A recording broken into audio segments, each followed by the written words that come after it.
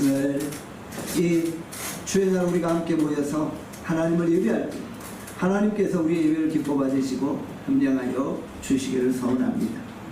이제 가을이 온 것 같아요. 네. 날씨가 아침 저녁으로는 선선해진 것 같고 물론 낮에는 여전히 덥죠. 하지만 이제 우리가 이 9월의 첫날을 맞이하면서 9월에 하나님이 주시는 그 놀라운 일을 기대하면서 걸어갈 수 있기를 간절히 빌고 축원합니다. 오늘 이 시간 수금을 켜는 광야의 예배자, 수금을 켜는 광야의 예배자라는 제목으로 하나님의 말씀을 증거합니다. 우리가 9월 맞이하여서 광야의 예배자인 다윗에 대해서 함께 살펴보고자 합니다. 다윗은 하나님의 마음이 합한 자였습니다. 성경은 다윗을 가리켜서 이렇게 이야기합니다. 사도행전 13장 22절입니다. 사도행전 13장 22절 말씀 우리 같이 한번 읽도록 하겠습니다. 함께 읽겠습니다. 내가 이새의 아들 다윗을 만나니 내 마음에 맞는 사람이니 내 뜻을 다 이루리라 하시더니 아멘. 다윗은 하나님의 마음에 합한 자였어요. 다윗은 하나님의 뜻을 다 이루는 자였다는 것이죠. 하나님이 다윗과 항상 함께 하셨죠. 그래서 그가 하는 모든 일들을 형통하게 하시고 그의 나라를 영원하게 하셨던 것입니다. 다윗은 유다 족속이었죠. 바로 다윗이 예수님의 족보에 나와 있는 예수님의 조상이었어요. 여리고 소경 바디메오가 예수님을 뭐라고 부르고 있어요? 다윗의 자손 예수여 라고 부르고 있죠. 다윗의 자손 예수여 나를 불쌍히 여기소서 라고 외치고 있죠. 바로 예수님이 다윗의 자손으로 이 땅 가운데 오셨다는 것이죠. 그러니까 예수님은 다윗의 후손이었던 거예요. 다윗은 어느 지역 출신이에요? 다윗의 아버지 이새가 베들레헴 출신이에요. 예수님은 어디서 태어나셨어요? 유대 땅 베들레헴에서 태어나셨죠. 그러니까 다윗이 바로 예수님을 예표하는 인물이 된 거예요.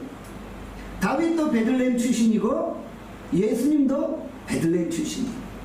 결국 구약의 다윗은 예수님을 예표하는 인물로 등장하게 되어진다는 것이죠. 자, 오늘 우리는 광야의 예배자인 다윗 첫 시간을 맞이하게 됩니다. 오늘 우리가 다윗의 그 삶의 여정들을 시작해 보는 거예요. 오늘부터 몇 주에 걸쳐서 광야 예배자인 다윗의 모습들을 살펴보고자 합니다. 다윗이 어떻게 성경에 등장하게 되었죠? 하나님이 이스라엘의 초대왕 사울을 버리셨어요. 사울이 하나님의 말씀에 불순종하고 교만하였기에 하나님은 사울을 버리신 거예요. 하나님이 선지자 사무엘에게 말씀하셨어요. 내가 그를 버렸다. 그때 사무엘이 근심하였어요. 염려하고 걱정하였어요. 하나님 그러면 이 나라를 어찌하십니까? 사울을 버리셨으면 과연 이 나라가 이제 어떻게 될 것입니까? 그때 하나님이 사무엘에게 말씀하십니다. 베들레헴에 사는 이새의 집에 방문해 내가 그의 아들 중에 한 사람을 왕으로 기름 부을 것이다. 사무엘이 이새의 집을 방문하고자 합니다. 그런데 사무엘에게 어떤 걱정이 있었어요? 무슨 걱정인가요? 만약 지금 초대왕 사울이 버젓이 살아있는데 베들레헴 이새의 집에 가서 이스라엘 왕을 세운다고 말해보십시오. 이거는 말 그대로 역모입니다. 이건 구테타예요. 사울왕이 사무엘을 가만 놔두겠어요? 그래서 두려움 가운데 하나님 앞에 묻잖아요. 하나님, 사울이 저를 죽일 것입니다. 그때 하나님이 뭐라고 말씀하셨어요? 암소를 끌고 가서 이새의 집에서 하나님께 제사를 드린다고 해요. 하나님이 거짓말을 하신 게 아니에요. 왜냐하면 그냥 그 이새의 집에서 제사를 드리는 건 맞아요. 제사를 드려요. 그렇지만 제사를 드리고 나서 한 왕을 기름 붓는 그 후속 작업이 연결되어지는 거예요. 하나님은 이스라엘 백성들 가운데 특별히 구별된 자를 세우시는 거예요. 그리고 그를 통해 이스라엘의 그 왕국을 영원하게 하고 계신 것이죠. 하나님이 한 왕을 세우시는 과정들을 우리는 오늘 본문을 통해 살펴보게 되어지는 것이죠. 사무엘상 16장 5절에 이렇게 말씀합니다. 우리 사무엘상 16장 5절 말씀 같이 읽습니다. 시작. 내가 여호와께 제사로 왔으니 스스로 선결하게 하고 왔으니 나와 함께 제사하자고 이새와 그의 아들들을 선결하게 하고 제사에 청하리라. 자, 제사를 드리는데 제사를 드리기 전에 어떤 작업들이 이루어지고 있어요? 이새와 아들들로 선결하게 하는, 스스로 선결하게 하고 스스로 자신의 몸과 마음을 구별하게 하는. 하나님은 하나님의 큰 일을 감당케 하기 이전에 먼저 각 사람으로 선결케 합니다. 하나님이 요단강을 건너기 전에도 선결케 하셨고 여리고성을 무너뜨리기 전에도 백성들을 선결케 하셨습니다. 하나님은 하나님의 큰 일을 감당하기 이전에 그 백성들로 선결하게 하셨다는 것이죠. 오늘 우리가 하나님 앞에 다시 한번 선결한 모습으로 나가기를 원합니다. 우리가 선결케 되어져야 하나님이 우리를 통해서 일하시는 거예요. 우리의 몸과 마음이 선결해져야 하나님은 우리를 통해서 그의 크고 놀라운 일들을 행하신다는 것이죠. 지금 이새와 그의 아들들이 제사를 드리기 전에 몸과 마음을 선결케 합니다. 그리고 하나님 앞에 나아가고 있는 것이죠. 사울은 하나님의 버림받은 왕이었어요. 하나님은 더 이상 사울과 함께하지 않으셨어요. 이제 또 다른 왕이 세워져서 이스라엘을 다스려야만 하는 이 중차대한 이 샤역 앞에 놓여 있는 거예요. 사무엘은 자신의 생각으로 과연 누가 왕이 될 것인가라는 그런 고민을 하고 있었던 거예요. 나름대로 왕의 상이 있었어요. 나름대로 기대하는 모습이 있었다는 것이죠. 초대왕 사울을 기름 부을 때를 연상했겠죠. 혹시 사울과 같은 그런 건장하고 외모가 출중하고 뛰어난 무예를 가진 그런 왕을 세우실까? 라는 기대를 가지고 있었겠죠. 사무엘상 16장 6절에 보니까 이제 이새 아들들이 한 명씩 사무엘 앞으로 나아가게 됩니다. 우리 사무엘상 16장 6절 말씀 같이 한번 읽습니다. 시작. 사무엘이 엘리압을 보고 마음에 이르되 여호와의 기름 부으실 자가 과연 주 앞에 있도다 하였더니, 첫째 아들 엘리압이 사무엘 앞으로 나옵니다. 그때 사무엘이 어떤 반응을 보이나요? 깜짝 놀라는 거예요. 야, 정말 이런 멋지고 용맹스러운 아들이라면 이스라엘의 왕이 될 수 있겠구나, 그렇게 생각하고 그를 기름 부으려고 했습니다. 여호와의 기름 부으실 왕이 바로 이 사람이구나, 주 앞에 있구나 라고 고백하고 있는 거예요. 사무엘은 엘리압을 보면서 사울을 연상했을 거예요. 그런데 하나님이 이 엘리압을 향해서 뭐라고 말씀하십니까? 사무엘상 16장 7절의 말씀합니다. 우리 7절 말씀 한 번 더 읽습니다. 시작. 여호와께서 사무엘에게 이르시되 그의 용모와 키를 보지 마라. 내가 이미 그를 보렸노라. 내가 보는 것은 사람과 같지 아니하니 사람은 외모를 보거니와 나 여호와는 중심을 보느니라 하시더라. 엘리압은 아니라는 거예요. 내가 이미 그를 버렸다라는 거예요. 버렸다는 의미가 무엇일까요? 그가 하나님의 백성이 아니라는 것일까요? 그건 아니죠.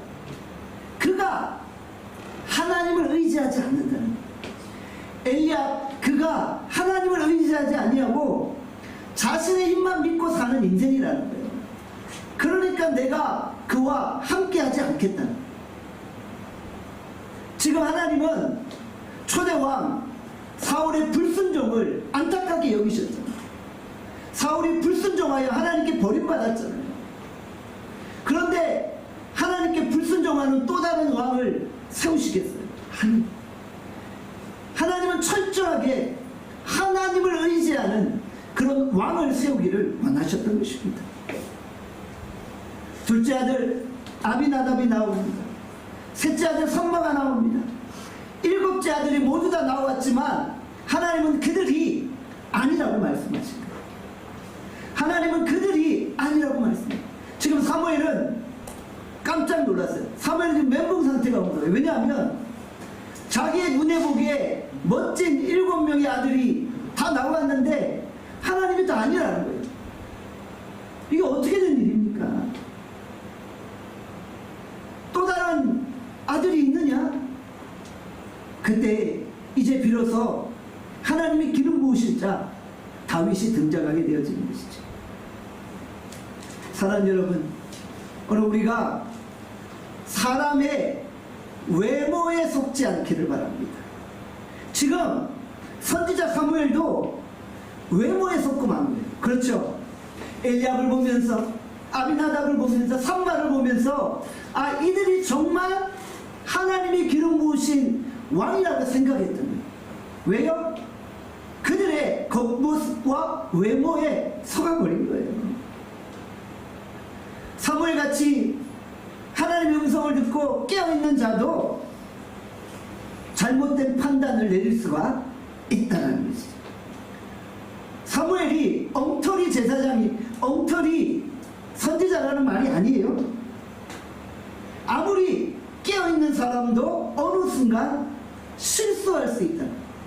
사무엘같이 하나님의 음성을 듣는 사람도 잠시 헷갈려서 외모만 보고 판단할 수 있다. 하나님, 이 사람이 하나님의 사람입니까? 라고 판단을 내릴 수가 있다는 것이죠. 여러분, 우리가 눈에 보이는 것을 가지고 판단하는 경우가 많잖아요. 그런데 우리가 인정해야 될 것이 있어요. 우리 자신이 제대로 못 본다는 거예요. 여러분이 정말 예리한 판단력으로 제대로 보는 것 같죠? 아니요, 여러분들 잘 보지 못해요. 내가 잘 보지 못한다는 것을 인정하시기 바랍니다. 우리는 우리가 보고 싶은 것만 보고 듣고 싶은 것만 듣는 거예요. 그러기 때문에 제대로 못 보는 거예요. 어떤 분은 이런 말을 해요. 나는 한눈에 보면 모든 것을 다 안다는 거예요. 아이고, 그 한눈에 보는 것이 큰 실수를 일으킬 수 있다는 것을 기억해요. 여러분, 우리는 신이 아닙니다. 우리는 하나님이 아니에요. 우리는 그냥 외모와 겉모습을 보고 누군가를 판단하게 되어진다는 거예요. 그게 인간의 한계라는 거예요. 그리고 그 겉모습은 결국 그 사람의 내면을 보지 못하게 만드는 거예요. 지금 사무엘이 그러했죠. 이세 아들 7명을 보면서 다 외모만을 보고 판단했죠. 그런데 하나님은 뭐라고 말씀해요? 그의 용모와 키를 보지 말라. 내가 이미 그를 버렸노라. 내가 보는 것은 사람과 같지 아니하니 사람은 외모를 보거니와 나 여호와는 중심을 보느니라. 하나님은 외모를 보지 않아요. 하나님은 우리의 키를 보지 않아요. 혹시 내가 키가 작다고 생각하는 분들, 혹시 내가 용모가 변변치 않다고 생각하는 분들, 위로를 받으시기를 바랍니다. 하나님이 그런 거 보시지 않아요. 용모와 키는 사람이 보는 거예요. 그러나 우리 하나님은 거기에 현혹되지 않으십니다. 저 여러분들이 사람의 외모나 키에 현혹되지 않기를 간절히 축원합니다. 우리는 중심을 봐야 됩니다. 이 중심을 다른 표현으로 속사람이라고 하고 싶어요. 우리는 속사람의 강건함을 보는 거예요. 우리의 겉사람은 결국 다 후패해지잖아요. 그런데 우리의 속사람은 날로 새로워지고 하나님 앞에 더 가까이 나아갈 수 있어야 되는 것이죠. 이새가 아들을 불러 모으라는 사무엘의 명령 앞에서 왜 다윗은 빠뜨렸을까? 아니, 사무엘이 아들을 다 불러오라고 했잖아요. 그러면 8명의 아들을 다 불러와야 되잖아요. 그런데 한 명만 빼고 7명의 아들만 불러 모은 거예요. 왜일까요? 이새가 보기에도 다윗은 왕으로 기름 부음 받을 그런 인물이 아니었던 거예요. 그러니까 사무엘의 시각과 이새의 시각이 마찬가지였다. 그러니까 이새도 자신의 7명의 아들들은 다 왕의 깜인 것처럼 보였는데 이새는 아니었던 것 같아요. 그러니까 이새는 다윗을 완전히 배제시킨 거예요.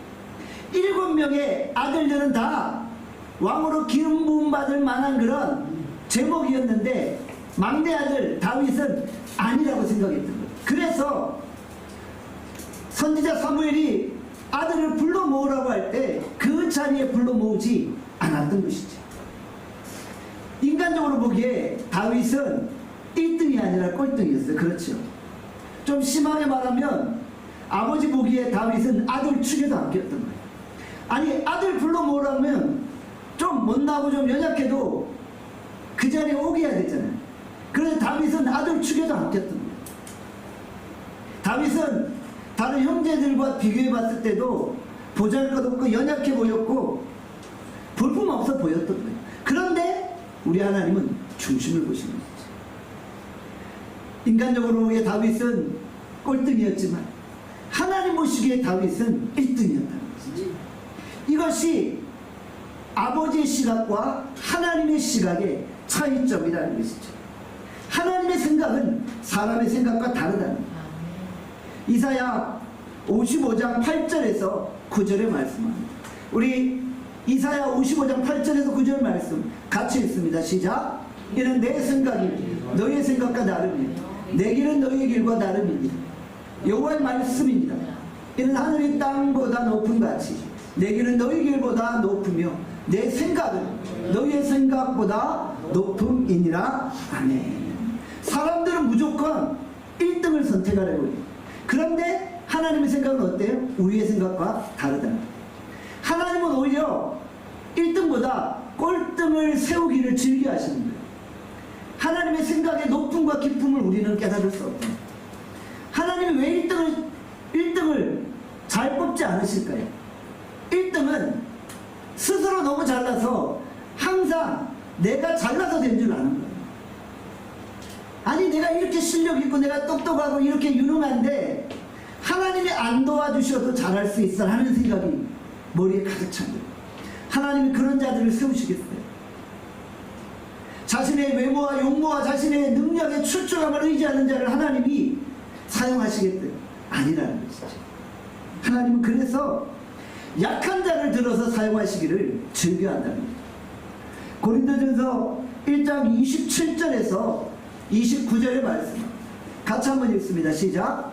그러나 하나님께서 세상에 미련한 것들을 택하사 지혜 있는 자들을 부끄럽게 하려 하시고 세상에 약한 것들을 택하사 강한 것들을 부끄럽게 하려 하시니 하나님께서 세상에 천한 것들과 멸시받는 것들과 없는 것들을 택하사 있는 것들을 폐하려 하시나니 이는 아무 육체도 하나님 앞에서 자랑하지 못하게 하려 하십니다. 아멘. 아무도 자랑하지 못하게 하시려고 약한 자를 들어 사용하십니다. 지금 이세 아들들 중에 가장 연약해 보이는 아들이 다윗이었죠. 그런데 하나님은 그 다윗을 사용하기를 즐겨하십니다. 다윗은 하나님과 마음이 하나 된 자였어요. 그 중심을 보고 계신다. 사랑하는 여러분, 오늘 우리가 우리의 자녀들을 바라볼 때 부모의 시각에서 자녀가 좀 연약해 보이고 약해 보여도 그 자녀를 인정하시기 바랍니다. 그 자녀가 정말 학교 생활할 때 보면 언제나 좀 외톨이였고 좀 친구들에게 좀 따돌림도 당했고 연약한 상황 가운데 있었어요. 그래서 부모의 걱정이 되었어요. 여러분들, 그러나 그런 것 가지고 여러분들 여러분의 자녀들을 평가하지 않기를 원합니다. 하나님은 오히려 그런 자들을 사용하시고 그런 자를 통해서 일하기를 즐겨하시고, 하나님은 그런 자를 세우셔서 오히려 지혜로운 자들을 부끄럽게 하신다는 사실을 기억하시길 바랍니다. 하나님이 우리의 자녀들을 통해서 무슨 일을 하실지 몰라요. 그러니까 우리의 자녀들 무시하지 마시고 그들을 위해 축복하고 그들을 위해 계속 기도하세요. 그럼 하나님이 알아서 하신다니까. 제 딸 우리 예은이가 항상 이런 말을 해요. 자신은 정말 다국적 기업의 CEO가 되고 싶다는 거예요. 저 큰 이런 기업의 CEO가 되고 싶다는 거예요. 여러분들 그런 말을 무시하지 마시고 축복해 주는 거예요. 여러분들 하나님이 그 마음 중심을 보시고 그렇게 하실지 누가 알겠어요. 그러니까 사람이 보기에 아이고 야 네가 뭐 그런 일을 해, 이런 말들을 입 밖에도 내지 않기를 바랍니다. 내 말이 내 귀에 들린 대로 내가 시행한다고 했잖아요. 계속 자녀들을 축복하는 거예요. 그러면 하나님이 그들 가운데 역사하고 그들을 통해 일하신다는 것입니다. 하나님이 세우시면 꼴등이 1등 되어질 줄 믿습니다. 제가 학교 다닐 때 체육 시간에 반 전체 아이들과 함께 이제 전진을 합니다. 선생님이 아이들을 줄 세워놓고 앞으로 가 하고 전진을 시켜요. 그런데 보면 꼭 반에 한 명씩 박자 못 맞추고 뒤처진 아이 있잖아요. 하나 둘 이러면서 왼발 이렇게 맞추면은 꼭 왼발 할 때 오른발 하고 오른발 할 때 왼발 하는 친구가 있어요. 군대에서도 그런 친구들이 있어요. 그래서 이 반 전체가 한 방향으로 가야 되는데 그 아이만 계속 뒤처지고 막 빗나가고 그래요. 여러분들 그런데 그런 아이들이 언제 역전되는 줄 아세요? 선생님이 호루라기를 딱 손에 쥐고 뒤로 돌아 가! 하고 외칠 때 완전히 역전되는 거예요. 계속 뒤처지는 애가 뒤로 돌면 어떻게 돼요? 1등이 되는 거예요. 제일 꼴찌가 선생님이 호루라기 불면서 뒤로 돌아 가! 라고 외칠 때 꼴등이 1등 되는 역사가 나요. 여러분들 세상에서 좀 뒤처지고 연약해 보여도 주님이 호루라기 한번 부시면 여러분 인생이 1등 될 줄 믿습니다. 주님이 우리 인생에 호루라기 불어주시는 거예요. 뒤로 돌아가 하고 외칠 때 여러분 인생이 역전되어질 줄 믿습니다. 지금 다윗이 그러했던 거예요. 형들도 다윗을 무시했어요. 아버지도 다윗을 무시했어요. 심지어 사무엘도 다윗을 보는 안목이 없었어요. 그런데 하나님은 그의 중심을 보고 역사하고 계셨다는 것이죠. 여러분 오늘 우리가 중심을 보시는 하나님을 의지하고 나갑시다. 하나님 내가 오늘 외모에 현혹되지 아니하고 스펙에 현혹되지 아니하고 하나님이 보시는 그 중심을 드리게 하여 주시옵소서. 이제 들에서 양을 치는 다윗을 데리고 오잖아요. 다윗을 데리러 가가지고 데리러 오는 시간이 좀 걸렸겠죠. 왕복해야 되니까 시간이 좀 걸린 거예요. 이때 사무엘이 어떻게 반응합니까? 사무엘상 16장 11절에 말씀합니다. 사무엘상 16장 11절에 있습니다. 시작. 사무엘이 이새에게 이르되 사람을 보내라. 그를 데리고 오라. 그가 여기 오기까지는 우리가 식사자리에 앉지 아니하겠노라. 사무엘이 다윗이 오기까지 식사자리에 앉지도 않겠다는 거예요. 그러니까 서서 있겠다는 거예요.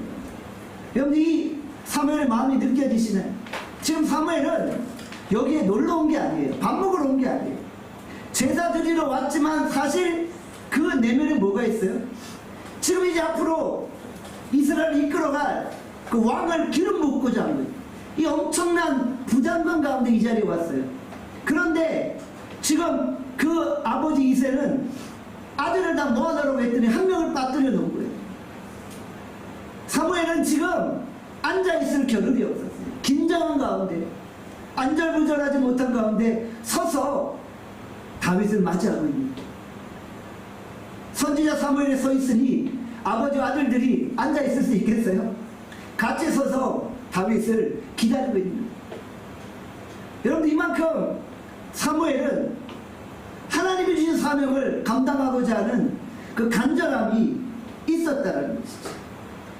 하나님의 종 사무엘, 이제 노년을 지나고 있는 사무엘, 수염이 덥수룩한 권 있는 모습으로 서서 이스라엘의 제2대 왕이 될 다윗을 기다리고 있는 것입니다. 이제 막 다윗이 집으로 들어옵니다. 다윗은 어떤 모습이에요?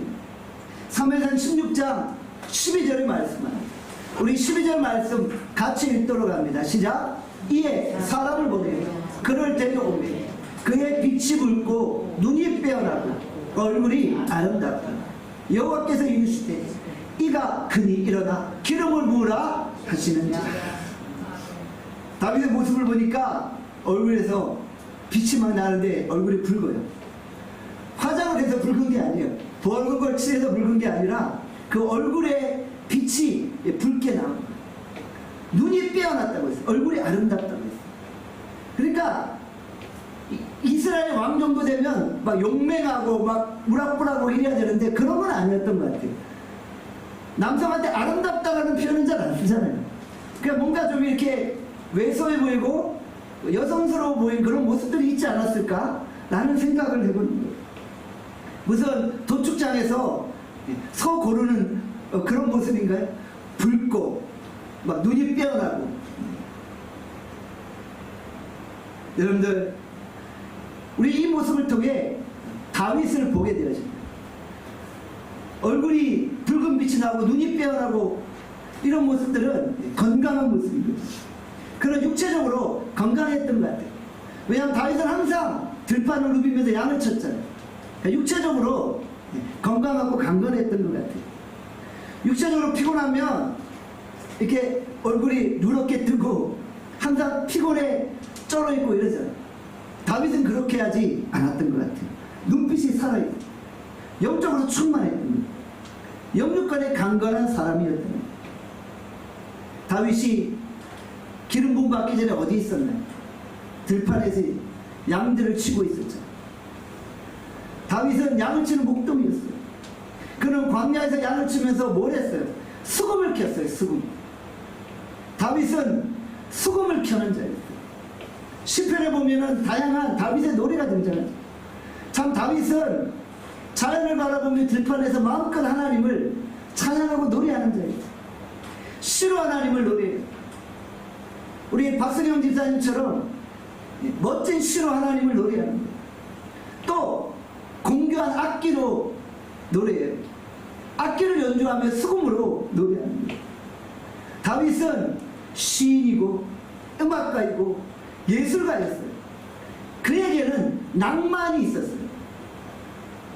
그가 들판에서 양을 치면서 불평원망하지 않았어요. 들판에서 양을 치면서도 그는 하나님을 찬양하고 노래하기를 즐겼던 거예요. 여호와는 나의 목자시니 내게 부족함이 없다. 푸른 초장으로 우리를 인도하신다. 이런 표현들이 보면 다 들판에서 양치던 때를 기억하면서 만들어낸 시잖아요. 자연을 바라보며 하늘을 바라보며 그는 노래하는 광야의 예배자였다는 것이죠. 시편 찬양을 통해 다윗이 어떻게 하나님을 찬양하고 노래했는지는 우리는 정확하게 알아볼 수 있다는 것이죠. 사무엘상 16장 18절에 보면 다윗의 수금 켜는 실력을 알 수가 있어요. 16장 18절 같이 읽습니다. 시작. 소년 중 한 사람이 대답하여 이르되 내가 베들레헴 사람 이새의 아들을 본즉 수금을 탈 줄 알고 용기와 무용과 구변이 있는 준수한 자라. 여호와께서 그와 함께 계시더이다 하더라. 자, 다윗은 수금을 잘 켜는 자였어요. 용모도 준수하고 무용도 있고 구변도 있고 악기까지 잘 다루는 인물이었어요. 당시의 수금은 이스라엘 백성들이 최초로 연주했던 악기. 창세기 보면 수금을 최초로 연주했던 자가 유발이라고 등장하죠. 이스라엘 백성들이 처음으로 연주했던 악기가 바로 수금이었어요. 다윗의 수금 실력은 어디서 나온 거예요? 들판에서 자연을 보며 하나님을 예비하며 나온 거예요. 그런 광야의 예배자였어요. 그의 삶은 하나님 앞에 예배드리는 삶이었어요. 광야는 그의 삶의 현장이에요. 내가 일하는 삶의 터전이에요. 그 현장에서 하나님을 예배했다. 사랑하는 여러분, 오늘 우리가 삶의 현장에서 예배할 수 있기를 원합니다. 우리가 주일날 이 1시간 하나님 앞에 예배드리는 거 필요해요. 그러나 우리가 삶의 현장에서 월요일부터 토요일까지 삶에서 예배자로 하나님 앞에 살아야 됩니다. 다윗은 들판에서 항상 예배하는 광야의 예배자였다. 자기의 삶의 현장에서 하나님을 노래하고 악기로 연주하며 하나님을 예배하고 있다는 것이죠. 다윗의 수금 실력이 어느 정도였습니까? 사울 왕이 하나님께 불순종했잖아요. 그때 여호와의 신이 그를 번뇌케 하고 악신이 들어 사울을 괴롭혔잖아요.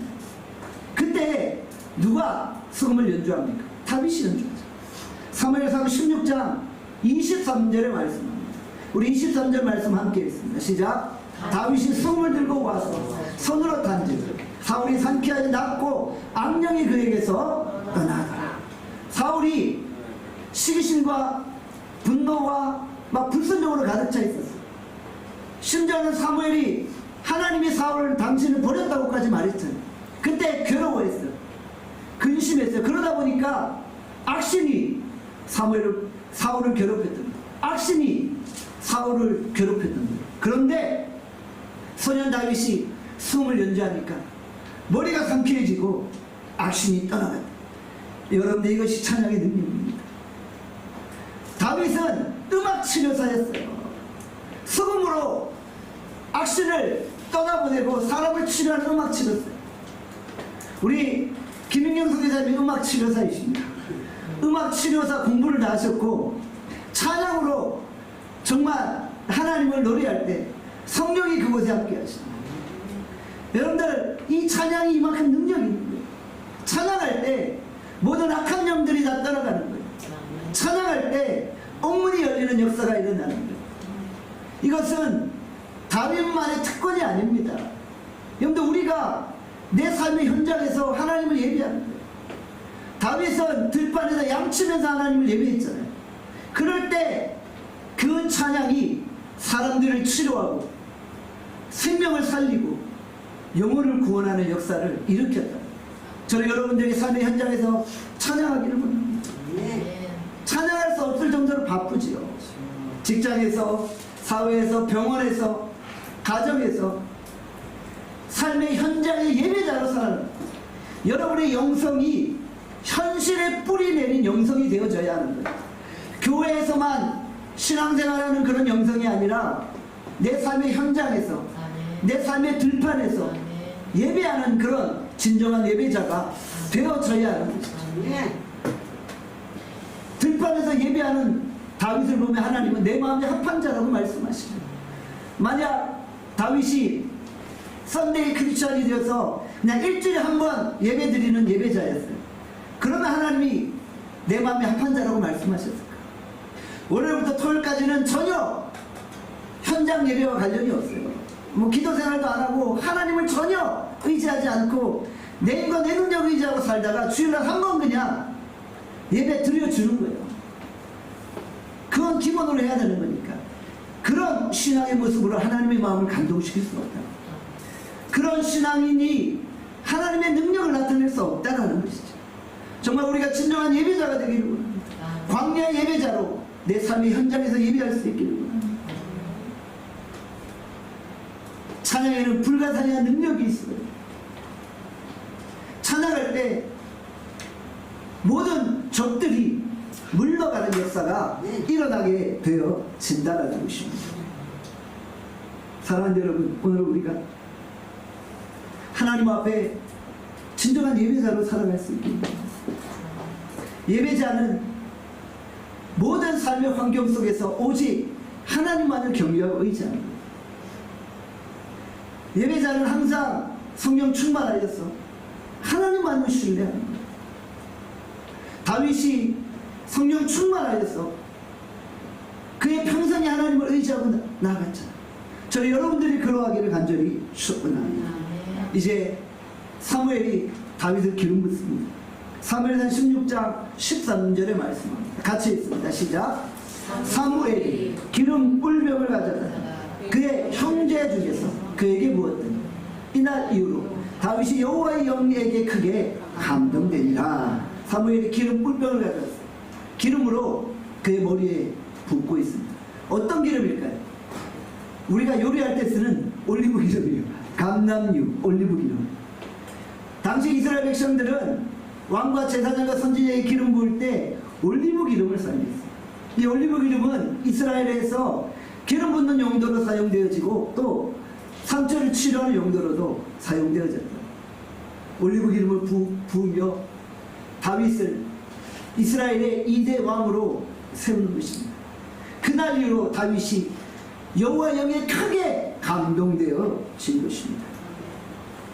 다윗은 왕으로 기름 부음 받은 후 20년 동안 왕이 되지 못한 채 떠돌아다녔어요. 20년 동안에 광야 시간들이 있었던 거예요. 기름 부음 받고 바로 왕이 될 줄 알았어요. 그런데 20년이라는 시간이 지나야만 했던 것입니다. 이 20년이라는 시간은 다윗에게 광야의 시간이었어요. 그 20년이라는 긴 광야의 시간 동안 그는 진정한 예배자로 살았던 거예요. 20년 동안 기다려야 되는데 너무 지루하고 따분해. 그냥 내 멋대로 살다가 20년 되기 1년 전 그때 내가 열심히 신앙생활 하는 척하면서 왕 될 거야. 이렇게 하지 않았다. 하나님은 다윗을 기름 붓고 20년 동안의 그 정말 생명의 기로에 놓인 그런 위기들을 경험하게 하시고 그런 가운데 그를 위대한 이스라엘 왕으로 세우신 거예요. 광야의 시간이 있었기에 그가 하나님 앞에 설 수 있었던 거예요. 사울과 다윗의 차이점이 무엇입니까? 사울은 사무엘에 가서 기름 붓고 바로 미드바에서 대부흥운동을 일으키고 왕이 바로 돼버린 거예요. 그러니까 사울에게는 광야의 시간이 없었어요. 그냥 기름 붓고 이스라엘 전 백성들을 모아 미스바 광장에서 부흥 집회하고 그리고 바로 왕에 올라버린 거예요. 여러분들, 하나님의 사람들은 반드시 광야가 있어야 돼요. 광야의 시간을 겪어야지 내가 낮아지고 겸손해지고 하나님만을 바라보게 되는 거예요. 사울에게는 광야가 없었는데 다윗에게는 20년이라는 광야가 있었죠. 계속 쫓겨다녔죠. 아들에게 죽임당할 뻔했죠. 이런 광야를 거쳤죠. 그런 광야 생활 중에도 그는 진정한 예배자로 하나님 앞에 설 수 있었다. 그래서 하나님이 그를 사용하십니다.